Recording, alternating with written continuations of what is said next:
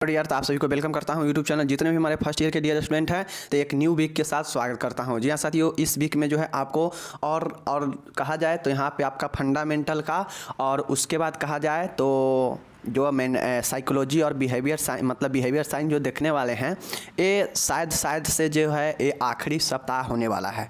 आपके तैयारी का, आपके महत्वपूर्ण प्रश्न जो ये करा रहे थे, सीरीज करा रहे थे एग्ज़ाम के लिए, हो सकता है फंडामेंटल का और बिहेवियर साइंस दोनों का, जो कि 3 दिन वीडियो आने वाला है, तो हो सकता है ये जो है आपका आखिरी हो। जी हाँ साथियों, ये सप्ताह आखिरी हो, क्योंकि जितना भी इम्पोर्टेंट क्वेश्चन पढ़ना था आपको या हमको जो बताना था, लगभग जो है हम बता चुके हैं। ठीक है, अब आपको जो है इसका कैसे तैयारी करना है, जो मैंने बताया, जो क्वेश्चन बैंक है उसका तैयारी आपको कैसे करना है आपके ऊपर डिपेंड करता है। ठीक है, चलिए, ऐसे तो हम ये समाप्त हो जाएगा तो एग्ज़ाम का तैयारी कराएंगे ही, बाकी आपको भी अब पढ़ना है अच्छे से, समझ गए, अच्छे मार्क्स के लिए। चलिए शुरू करते हैं।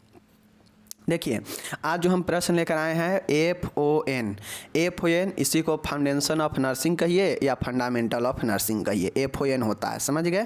शॉर्ट में FON लिखा रहता है, समझ गए, फर्स्ट ईयर का है। तो इससे जो है हम आज लोग 2 प्रश्न लेकर आए हैं। 2 प्रश्न कहा जाए तो एक प्रश्न तो आपके सामने में है कि what is inhalation, right it's type in brief.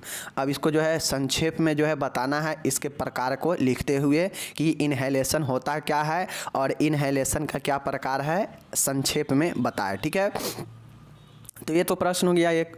दूसरा प्रश्न है आपके सामने में पल्स से संबंधित, यानी नाड़ी दर होता क्या है, पल्स रेट होता क्या है, पल्स रेट का क्या विशेषता, क्या कैरेक्टरिस्ट है, इसको प्रभावित करने वाला कौन कौन से कारक है।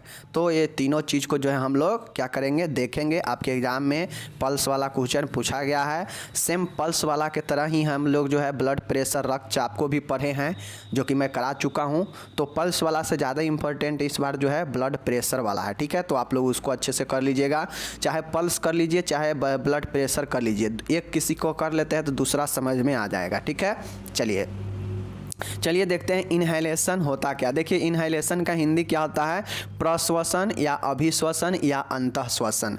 तीनों अर्थ एक ही होता है कि श्वसन को अंदर की तरफ लेना ही जो है इनहेलेशन कहलाता है, मतलब अंतःश्वसन, प्रश्वसन या अभिश्वसन कहलाता है। श्वसन को अंदर लेना मतलब जैसे जो वायु है, गैसों का आदान प्रदान क्या होता है, आपका श्वसन होता है। तो ये जो है अंतःश्वसन और बाह्य श्वसन होता है। तो यहाँ पे अंतःश्वसन के बारे में पढ़ रहे हैं। ठीक है, मतलब श्वसन को अंदर की तरफ लेना, समझ गए, यही होता है इनहेलेशन। दूसरा होता है एक्सहेलेशन। दूसरा क्या होता है, एक्सहेलेशन। एक्सहेलेशन का मतलब होता है कि छोड़ना। ठीक है, तो एक्सहेलेशन ज़्यादा इम्पोर्टेंट नहीं है। एक्सहेलेशन होता है कि बाह्य श्वसन, समझ गए ना, कि बाहर की तरफ श्वास गैसों को छोड़ना ही एक्सहेलेशन कहलाता है। तो उसको हम लोग नहीं देखेंगे, इम्पोर्टेंट नहीं है। इनहेलेशन देख लीजिए, इनहेलेशन से क्वेश्चन बन सकता है। चलिए देखते हैं। देखिए, यहाँ पे प्रश्न है आपका, क्या प्रश्न है मैं यहाँ पे बता देता हूँ आप सभी को, ध्यान से देखिएगा। इनहेलेशन क्या होता है, प्रश्वसन या अभिश्वसन या अंतःश्वसन। जब वायु, वाष्प अथवा गैसों को फेफड़ों में नाक एवं मुंह द्वारा खींचा जाता है, खींचने की प्रक्रिया ही प्रश्वसन, इनहेलेशन कहलाता है। मैंने आपको पहले ही क्या बताया कि श्वास को अंदर की ओर लेना ही इनहेलेशन कहलाता है। अब उस श्वास में जो है वाष्प भी रहता है, गैस भी रहता है, तमाम तरीके के चीज़ें रहता है, समझ गए ना। तो वायु रहता है, वाष्प रहता है और गैस रहता है। इन सबको जो है फेफड़ों में नाक एवं मुंह के द्वारा खींचना ही जो है क्या कहलाता है, प्रश्वसन यानी इनहेलेशन या अंतःश्वसन कहलाता है, समझ गए। अब आप सभी से पूछेगा कि इनहेलेशन क्या होता है, तो समझ गए ना कि वायु को, वाष्प को या गैसों को फेफड़ों में नाक या मुंह के द्वारा खींचना ही क्या कहलाता है, इनहेलेशन कहलाता है। अब देखिएगा, कोई लोगों का नाक जाम हो जाता है तो मुंह के द्वारा जो है वो सांस लेता है, मतलब मुंह से जो है एयर को छोड़ता है और लेता है। तो मुंह से भी जो है हल्का सांस लेने का काम होता है। तो ये जो है टेम्पोररी होता है, ज़्यादा देर तक मुँह से आप नहीं ले सकते हैं। नाक जब जाम हो जाता है तो आदमी को देखते होइएगा, आदमी को नींद नहीं पड़ने लगता है। जब सर्दी वगैरह होता है ना, तो होता है ना ऐसा, तो वही होता है। तो थोड़ा रिलीफ के लिए लोग अपना मुंह खोलता है। मुंह क्यों खोलता है, ताकि जो अंदर का है गैस वो रिलीज हो सके और बाहर से हल्का जा सके। तो मुंह और नाक इसलिए लिखा गया, समझ गए। चलिए अब देखिएगा इसका प्रकार देखिएगा, क्योंकि हम लोग को प्रकार भी पढ़ना है।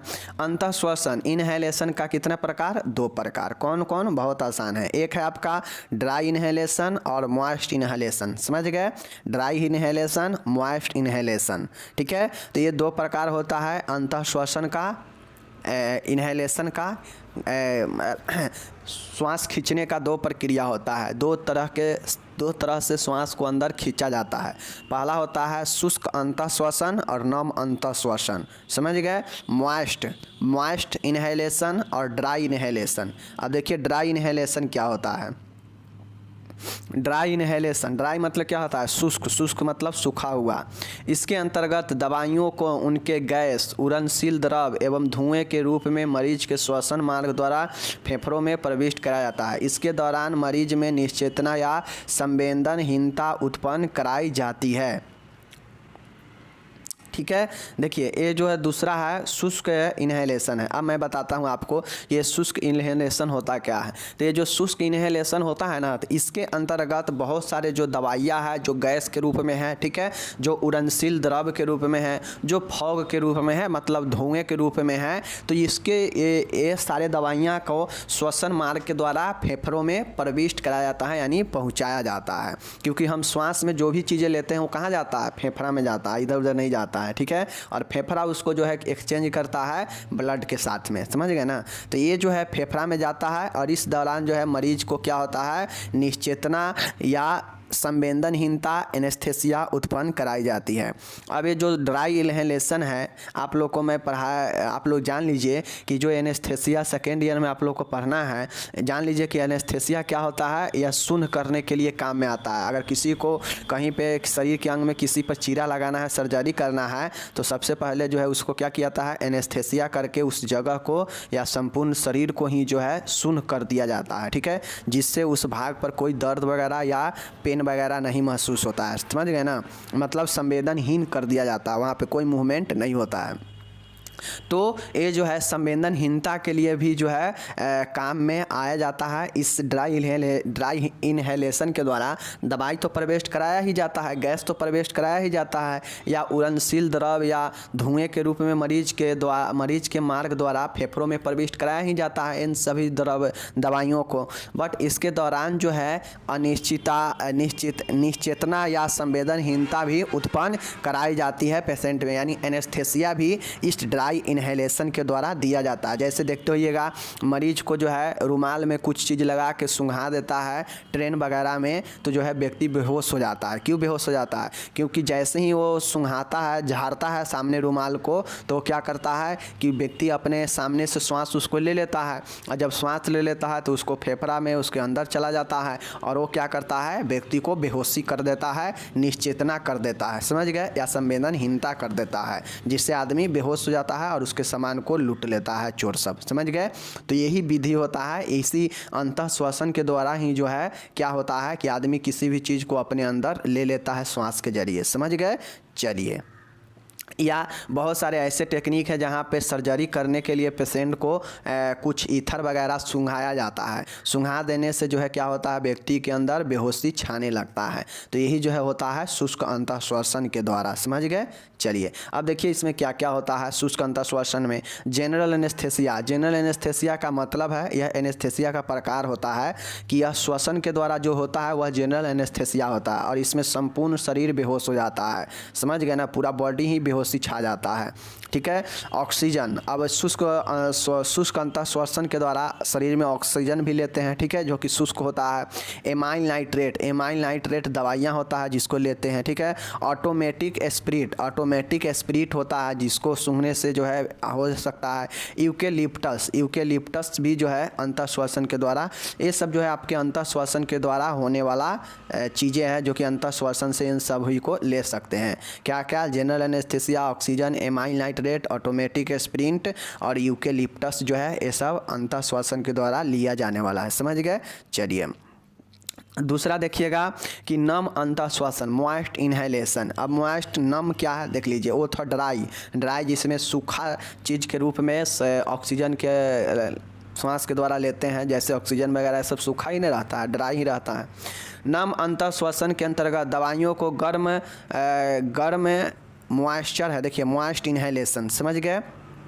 नम अंतः श्वसन के अंतर्गत दवाइयों को गर्म स्टीम या नमी के साथ मरीज के श्वसन मार्ग में अंतः इनहेलेशन कराया जाता है, समझ गए। नम अंतः श्वसन मार्ग के लिए एंटीसेप्टिक की तरह कार्य करता है। सबसे पहले जानिए कि ये जो नम अंतः श्वसन है, यह जो है क्या होता है, नम अंतः श्वसन के अंतर्गत जो होता है, जो भी दवाइयाँ हैं, जैसे देखते होइएगा कि अगर किसी को बहुत ज़्यादा अगर कफ वगैरह हो जाता है तो लोग कहता है कि पानी के भाप लो, पानी में कुछ कुछ डालकर गर्म करके और उसका भाप लो, ताकि तुम्हारा जो अंदर से जो कफ है वो बाहर फेंकेगा, ठीक है।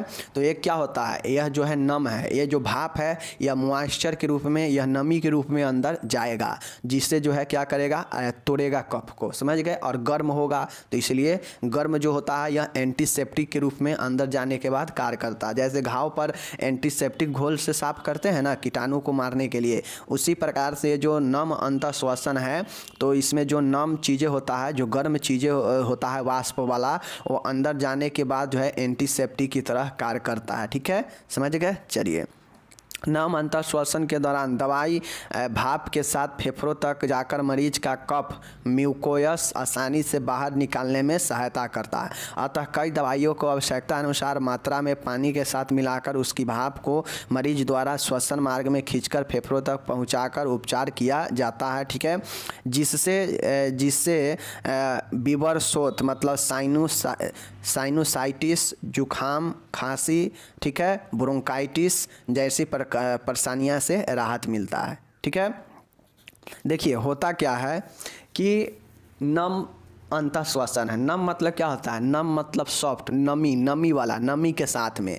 तो नमी के साथ में ऐसा थोड़ी ना है कि पानी श्वास के जरिए ले लेगा, पानी का वाष्प, जैसे कोई द्रव हो गया, लिक्विड हो गया या पानी हो गया, तो उसको गर्म करके पानी में कोई दवाइयाँ रख देंगे, जैसे ब्रोंकाइटिस के लिए है, अस्थमा के लिए है, या खांसी जुखाम के लिए है, या नाक में बहुत ज़्यादा छींक हो रहा है, तो इस सब को जो है, इस सब के लिए क्या करता है, ये आपका नम वाष्प काम में आता है कि पानी को गर्म किए, उसमें कोई दवाइयाँ रखे और उसका भाप, उसका वाष्प को जो है खींचकर श्वास के द्वारा फेफड़ों तक पहुंचाया जाता है, और फिर वो क्या करता है, एक एंटीसेप्टिक का काम करता है अंदर जाकर, और वह कफ को आसानी से बाहर निकालता है, ठीक है। तो यह इनहेलेशन, मॉइस्ट इनहेलेशन के द्वारा जो है होता है, समझ गए। मॉइस्ट इनहेलेशन समझ गए कि इसके अंतर्गत जो है दवाइयों को जो है गर्म वाष्प के द्वारा जो है फेफड़ों तक,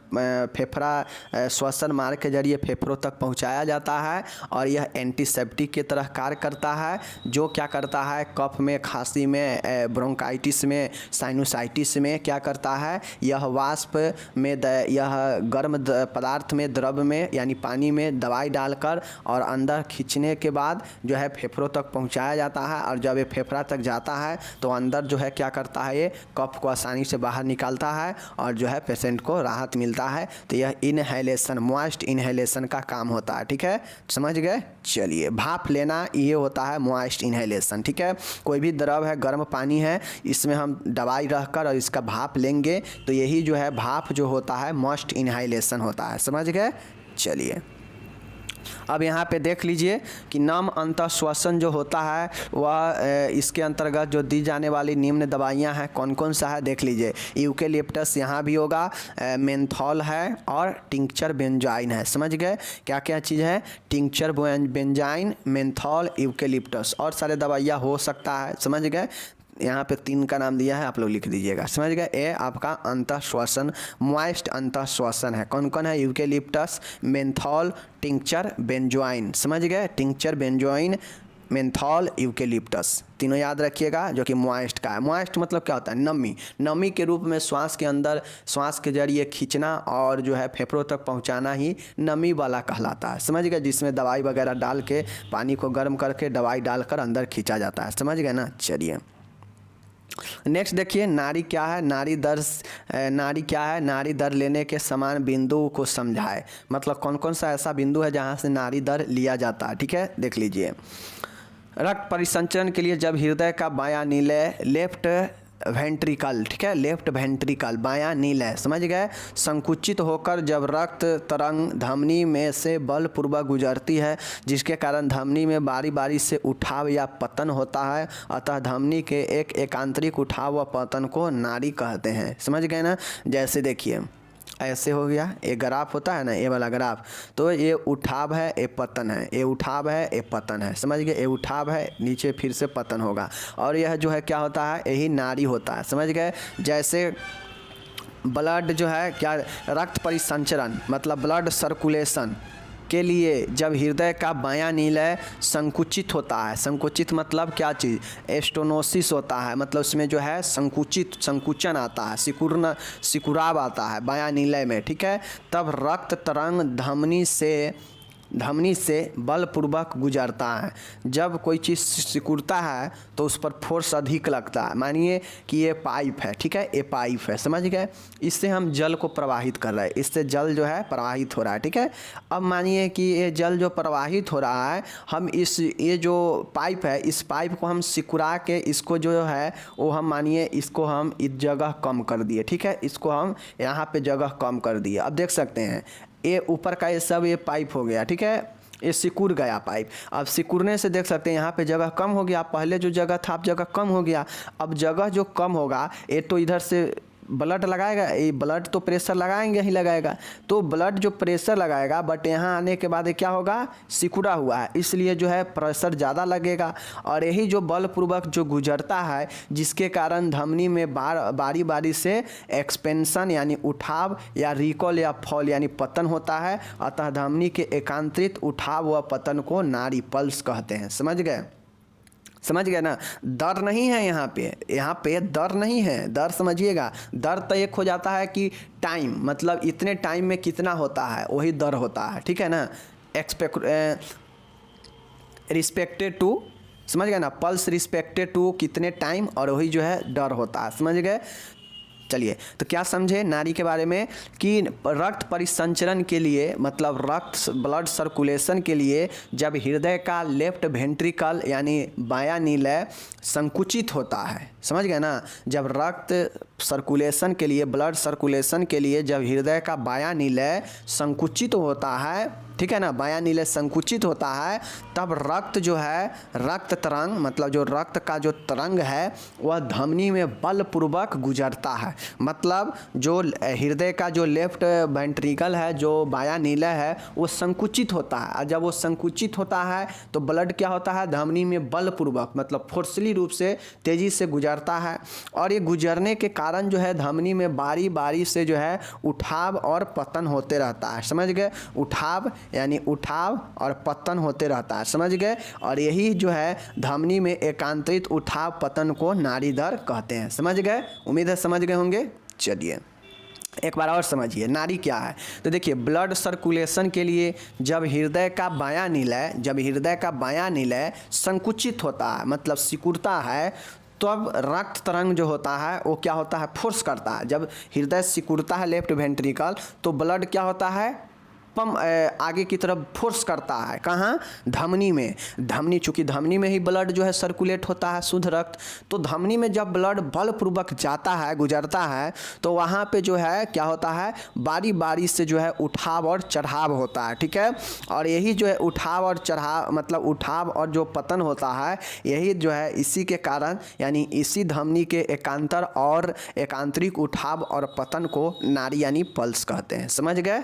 चलिए अब देखिए ये पल्स के बारे में अगर आपसे बायो साइंस में भी पूछ देगा तो आप नहीं बता पाएंगे, सेम कंडीशन है, समझ गए। चलिए अब देखिए नाड़ी दर लेने का क्या क्या जो है स्थान व बिंदु है, देख लीजिए एक बार। देखिए नाड़ी दर लेने का कौन कौन जगह है, कहाँ कहाँ से नाड़ी दर ले सकते हैं। देखिए टेम्पोरल धमनी, टेम्पोरल आर्टरी जो होता है कहाँ होता है, टेम्पोरल अस्थि के ऊपर होता है। जो टेम्पोरल अस्थि होता है इसके ऊपर में टेम्पोरल धमनी होता है, याद रखिएगा, ठीक है। और यहाँ से अगर नाड़ी दर लेना हो तो टेम्पोरल अस्थि के ऊपर से ले सकते हैं जहाँ की टेम्पोरल धमनी होता है, समझ गए। चलिए उसके बाद है कार्टोइड आर्टरी, कैरोटिड धमनी। कैरोटिड धमनी क्या होता है, तो जो आपका कैरोटिड धमनी होता है गर्दन के बगल में होता है। देखते होइएगा कि गर्दन के बगल में एक जो है नस के समान जो है आपको दिखता होगा, वो जो है क्या होता है, कैरोटिड धमनी होता है। याद रखिएगा कि कैरोटिड धमनी कहाँ होता है, तो गर्दन के बगल में होता है, समझ गए। याद रखिएगा टेम्पोरल कहाँ होता है धमनी, तो टेम्पोरल अस्थि के ऊपर होता है। कैरोटिड धमनी कहाँ होता है, गर्दन के बगल में होता है। इंपॉर्टेंट है, समझ गए।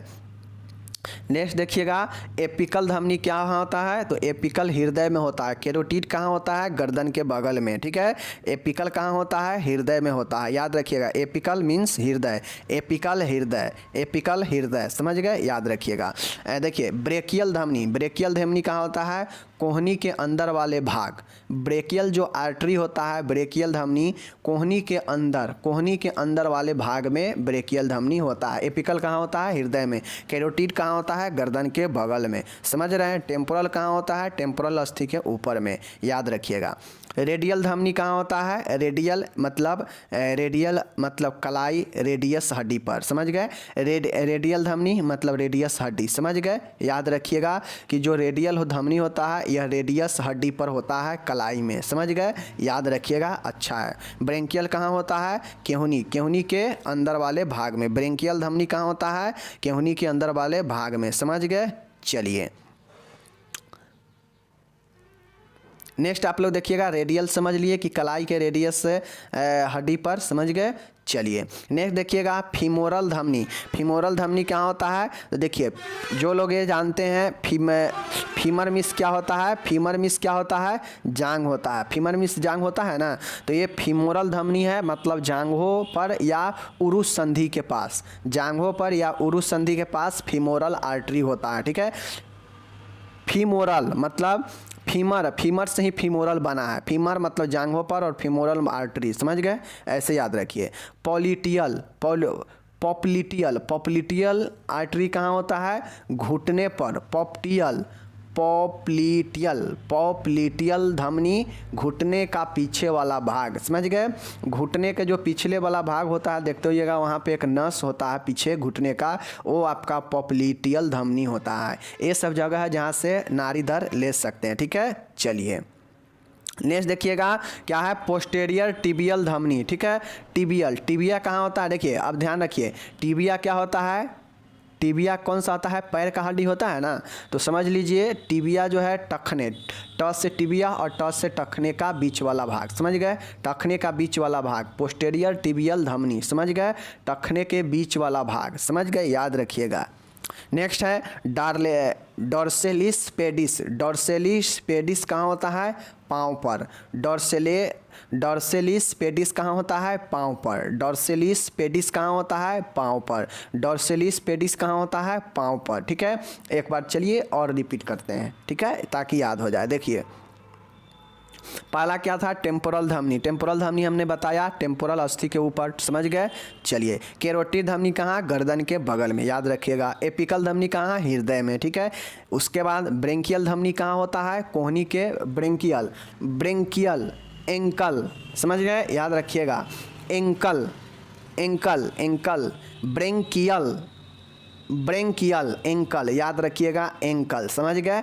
ब्रेंकियल याद रखिएगा, याद होगा। ब्रेंकियल कहाँ है, कोहनी के अंदर वाले भाग में, समझ गए। पांचवा है रेडियल धमनी। रेडियल कहाँ होता है, तो रेडियस हड्डी पर। रेडियस हड्डी कहाँ होता है, कलाई में। याद रखिएगा कि रेडियस हड्डी कहाँ होता है, कलाई में होता है। और जो रेडियल धमनी होता है इसी कलाई के रेडियस हड्डी पर होता है। रे से रेडियल और रे से रेडियस, समझ गए। याद रखिएगा रेडियल और रेडियस, ये याद रखिएगा, समझ गए। फीमोरल धमनी हमने पहले बताया, फी से फीमर और फी से फीमोरल, यानी जांघों पर या उरुस संधि के पास में, समझ गए। फीमोरल आर्टरी, ऐसे याद रखिएगा, समझ गए। चलिए नेक्स्ट है पॉलिटियल धमनी। पॉलिटियल का मतलब क्या, कि घुटने के पीछे वाला भाग। पॉप्लिटियल घुटने के पीछे वाला भाग, समझ गए। ब्रोंकियल समझ गए ना। ब्रोंकियंकल क्या था, देख लीजिए यहाँ पे। ब्रेकियल धमनी, ब्रेकियल तो ब्रेकियल मीन्स केहूनी के अंदर वाला भाग, समझ गए। याद रखिएगा। पोस्टेरियर टिबियल, टिबियल कहाँ होता है? पैर में, यानी टखने के पीछे बीच वाला भाग, समझ गए। पोस्टेरियर टिबियल धमनी पूछेगा तो टखने के बीच वाला भाग, समझ गए। चलिए 9वां है डॉर्सिलिस पेडिस। डॉर्सिलिस पेडिस क्या होता है? पाँव पर होता है, समझ गए। चलिए अब देखिए यहाँ पे नाड़ी दर का विशेषता बताना है कि भाई नाड़ी दर का विशेषता क्या होता है। तो देख लीजिए नाड़ी दर का जो विशेषता होता है वह मुख्यतः 4 विशेषता होता है, समझ गए। देख लीजिए, एक होता है नाड़ी अपने जो है बिल्कुल दर में चलता है। सभी एज ग्रुप के लिए अलग अलग नाड़ी का अपना एक दर होता है, जो एक दर से जो है नाड़ी क्या होता है? कंपन करता है, ठीक है। उसके बाद जो नाड़ी होता है वह एक रिदिम में, यह एक ताल में जो है कंटिन्यू चलते रहता है, ठीक है।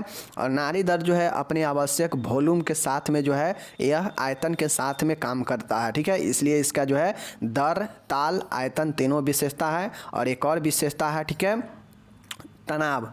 तनाव एक विशेषता है, टेंशन, तनाव। नाड़ी का ये 4 विशेषता है। चारों विशेषता आपसे एग्जाम में पूछ देगा कि बताइए नाड़ी दर का क्या विशेषता है। तो विशेषता क्या है? दर विशेषता है, वॉल्यूम विशेषता है, तनाव विशेषता है, ठीक है। और उसके बाद एक विशेषता क्या है? एक विशेषता है कि यह अपने क्या होता है? रिदिम में, ताल में चलते रहता है, समझ गए। ये 4 विशेषता। अब देख लीजिए क्या क्या होता है।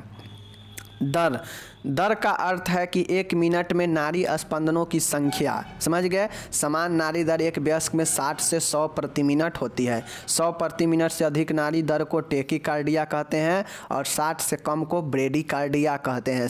समझ गए, ये चीज़ें याद रखिएगा। तो ये जो आपका हो गया, क्या हो गया?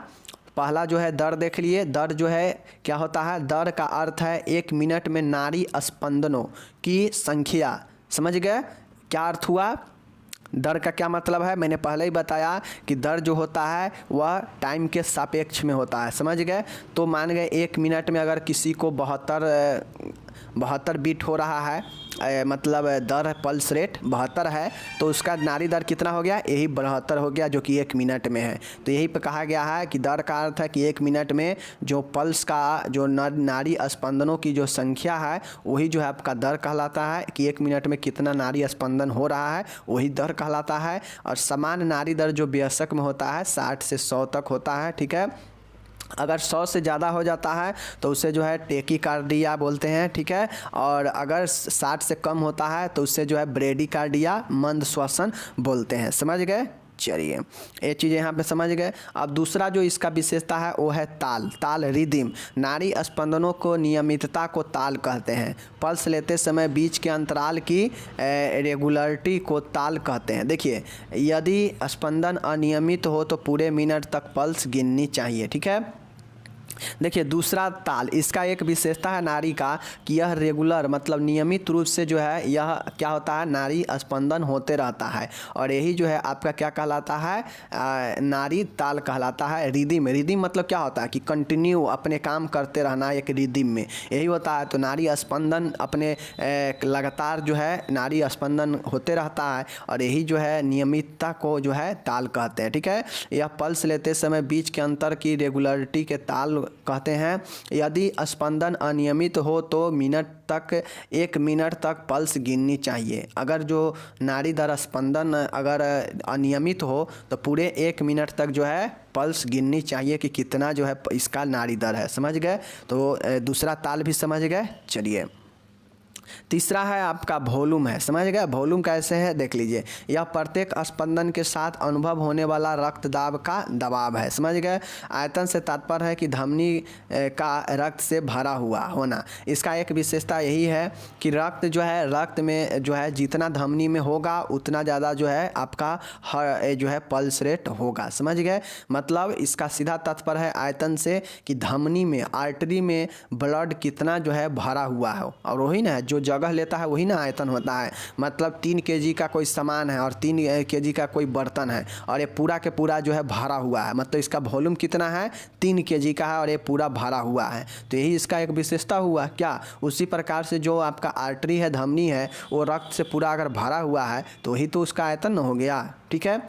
चलिए नेक्स्ट देखिएगा तनाव, ठीक है। धमनी में पहुँचे रक्त के कारण धमनियों में तनाव उत्पन्न होता है। जब धमनी को तनाव के कारण दबाना कठिन हो तो उसे उच्च तनाव कहते हैं। यदि धमनी को आसानी से दबाया जा सके तो निम्न तनाव कहते हैं। देखिए दो तरह के तनाव होता है, एक होता है हाइपरटेंशन और एक होता है आपका क्या चीज़, एक होता है हाइपोटेंशन और एक होता है हाइपरटेंशन। हाइपरटेंशन होता है तो उच्च तनाव हो जाता है, जो ब्लड जो है क्या होता है धमनियों में क्या होता है बहुत ज़्यादा भरने उत्पन्न होने, धमनियों में पहुँचे रक्त के कारण धमनियों में तनाव, मतलब जब तनाव किसी में अगर ब्लड प्रेशर बढ़ता है मतलब धमनियों में जो ब्लड का जो पहुँच है वह पहुँच के कारण बहुत ज़्यादा तनाव कर रहा है, जिसके कारण क्या होता है उच्च तनाव होता है, ठीक है। जब धमनी को तनाव के कारण दबाव कठिन हो तो उससे उच्च तनाव कहते हैं, ठीक है। जब धमनियों को तनाव के कारण दबाना कठिन हो, मतलब धमनी में ब्लड जो है तनाव इतना ज़्यादा कर दिया है कि उसको दबाना कठिन हो रहा है तो वो जो है उच्च तनाव होता है। यदि धमनी में आसानी से दबाया जा सके तो उसे निम्न तनाव कहते हैं, ठीक है। तो ये आपका होता है तनाव। तनाव मतलब क्या कि ब्लड गया धमनी में और वह जो है तनाव काफ़ी ज़्यादा उत्पन्न कर दिया तो ये तनाव हो जाता है, ठीक है।